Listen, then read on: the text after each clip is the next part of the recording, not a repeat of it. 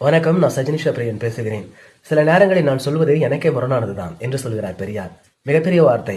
சில நேரங்களில் நான் சொல்வது எனக்கே முரணானதுதான் என்று சொல்கிறார். பல நேரங்களில் நான் சொல்வது உங்களுக்கே முரணானதுதான் என்று சொல்கிறார்.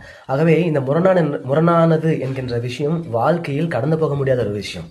உங்களுக்கு சாதகமான ஒன்றை சொன்னால் நீங்கள் கைத்தட்டுகிறீர்கள், ஆர்ப்பரிக்கிறீர்கள், ஏற்றுக்கொள்கிறீர்கள். உங்களுக்கு சாதகமில்லாத ஒன்றை சொல்ல தொடங்கினால் நீங்கள் ஏற்றுக்கொள்வதில்லை, அதை அனர்த்தம் என்கிறீர்கள். அவற்றை கடந்து வர நீங்கள் முயற்சிக்கிறீர்கள்.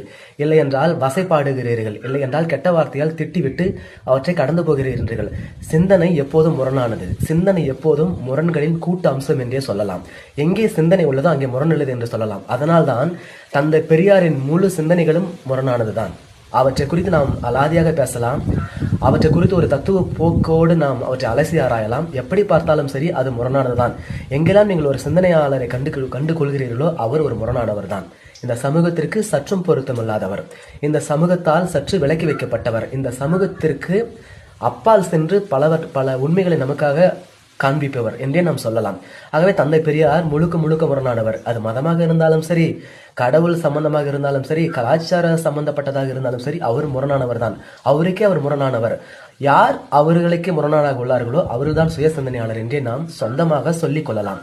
யாரெல்லாம் முரண்படவில்லையோ அவர்கள் சுயநலவாதிகள் என்றே சொல்லிக் கொள்ளலாம்.